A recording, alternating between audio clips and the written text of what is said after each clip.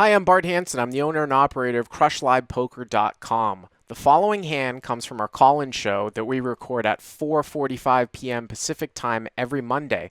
If you want to call in your hand, check out the phone number in the description. All right, Dave. So 2-5, 1,000 cap Borgata. Is that right? Right. Okay.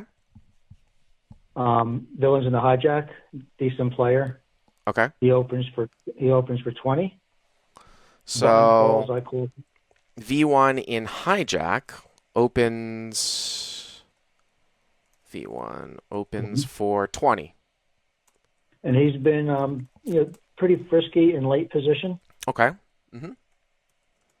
Button calls.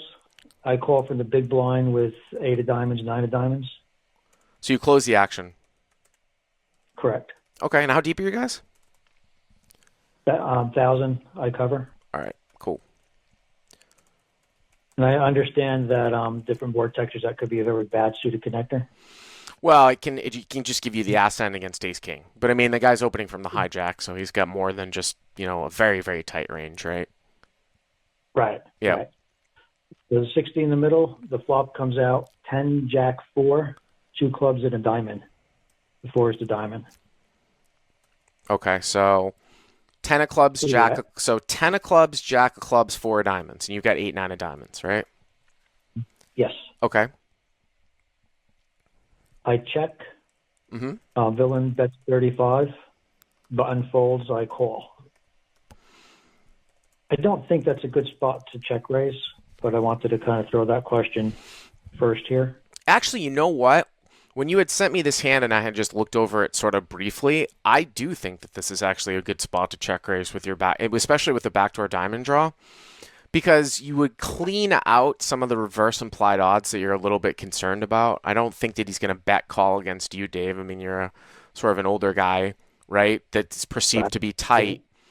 And you might even have a whole lot of fold equity against one pair types of hands here too. Like if he was to bet, he might even get a lot. It depends on what your image is. I feel like sometimes we go back and forth with this, Dave, but I feel like you're going to get a lot of folds in that spot. At this level, though, a lot of the field, if they have something like ace, queen of clubs, they're just going to go with it. Well, ace, queen of clubs, I mean. Let's say any 2 overs with a draw. Yeah, but if you check raise and a guy jams, then you just fold. Whatever. What's the big deal? Yeah. I think you can take the bottom parts here of your straight draw, your open end straight draw, and check raise with backdoor diamonds. I do like a check raise here, but okay, you call. Okay, so I call. Yeah. 130 in the middle. The turn is the 3 diamonds. Okay. See, I would have check raised and followed up. Yeah. Yeah. I check. Villain bets 110, and I raise a little on the small side to 300. So, when the villain bets the flop and now bets the turn, and you check raise to 300, what do you think? So, what do you think that he has, or what do you think that he's going to come off? Do you think that he's continuing to just barrel? He could be barreling ace king and ace queen again, like for 2 barrels. He could be. Since his flop bet was for him, I thought a little on the smaller side with that board texture. With 2 villains out there to him. So you thought he was going? He was starting off with a small sort of sizing and then leading to a large sizing. Correct. Which made me think it was like a pair and a draw or a combo draw. I don't think he's going to move a pair there. I don't think he's got 2 pair plus. Well, I mean, this is interesting because we're actually going to be dealing with not exactly the same hand, but Jesse the suit's calling in next hand, and he's got I think a check raise turn spot here too with a picked up equity draw. When you make it's interesting your sizing because you make it 300. So if he calls, the pot's going to be like 700, and you've got so you're planning on, if he calls, are you planning on ripping a lot of blanks? And by the way, there aren't many blanks either. Correct. Because we do find one of those. Because people have said that, well, why don't you make it 400 to 450? If you make it larger and the guy calls, I'm not sure if you're going to blast off on a blank because you're not, I mean, the pot's going to be huge and the guy might respond by jamming. So sometimes if you Right. check raise larger and a guy just wants to go with it, he might just go with it. And obviously you're going to be priced in. So, I mean, this is interesting. I would try to keep it balanced a little bit with what you were going to be doing for value if you had taken this with like a set of fours or something like that. Right. Also, I've made The overbets suited, here too. I've also check the raised and suited, made huge overbets here too, but sometimes those tend to look like draws.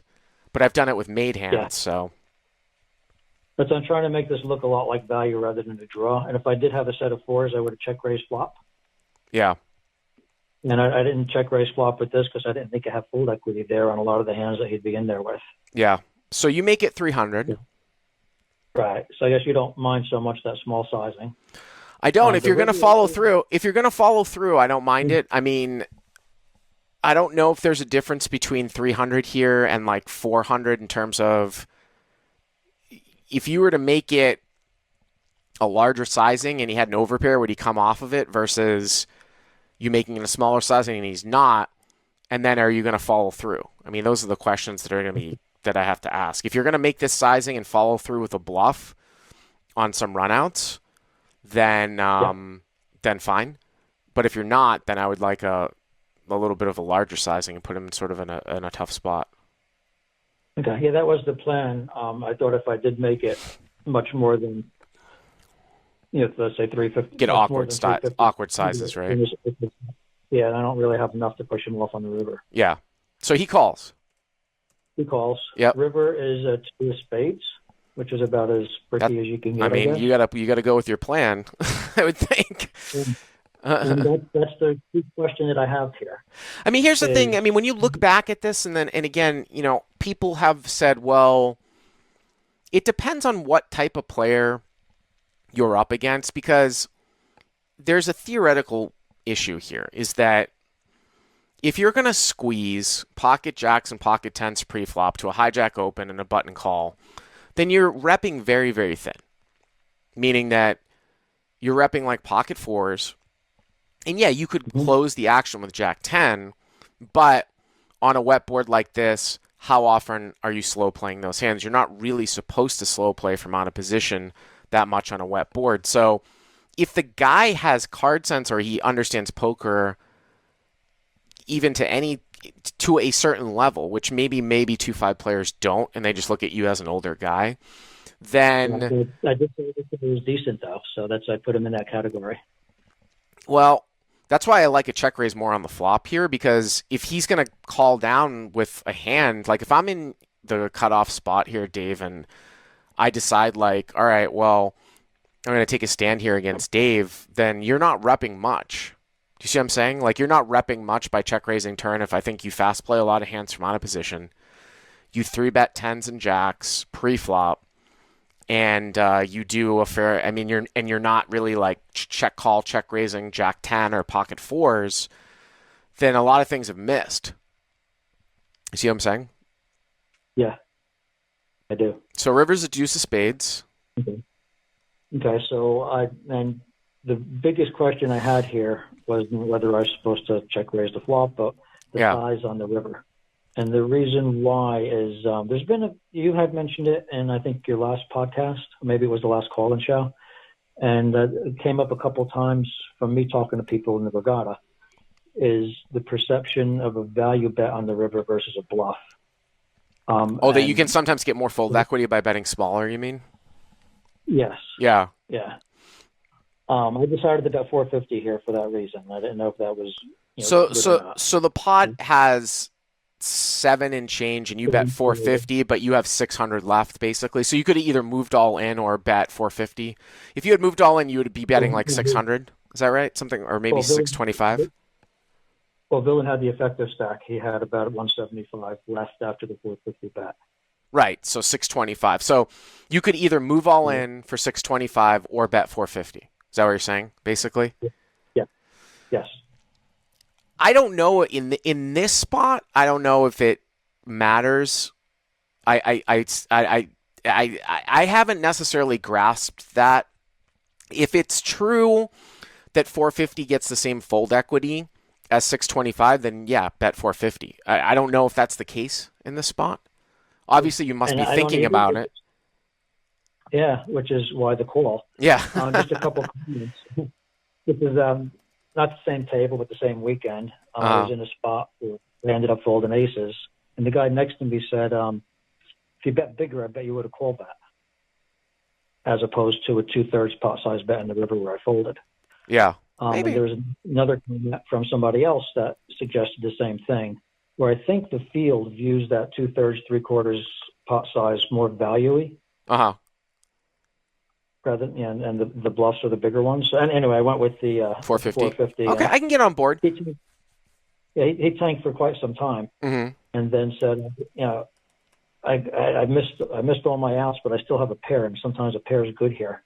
And he asked, he says, "Is a pair good here?" So he had like 4 or 5 of clubs or something, or like ace 3 of clubs? He never showed. He ended up mucking. Okay. Yeah, well, Yeah. yeah, so I mean that But makes a lot. I mean that sort of makes sense. The double barrel and then the call to the check raise, and now obviously you end up. But I do think that this hand should be check raised on flop more, so that it demonstrates how we talked through the hand that you're not representing as thinly on the turn as well. You see what I'm saying? right. Yeah, I do. Yeah. All right, Dave. And just as a trailer, what combos would be the best bluffs for that situation here? I assume non-club, 8-9 and queen king would be primary bluffs. I don't know about king queen. Might be a call. King queen with a club in it maybe gets check raised, but I'm not overly concerned about sort of cleaning up the draw quite as much. You could check raise obviously some of your lower flush draws as well. Queen nine of diamonds too.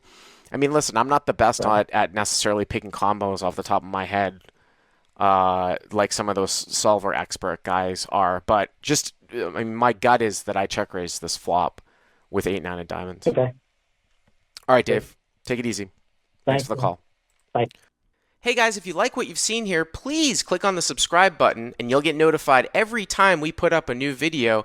And if you want to check out crushlivepoker.com for the first month free, use the code YTA200. Click on the link right there.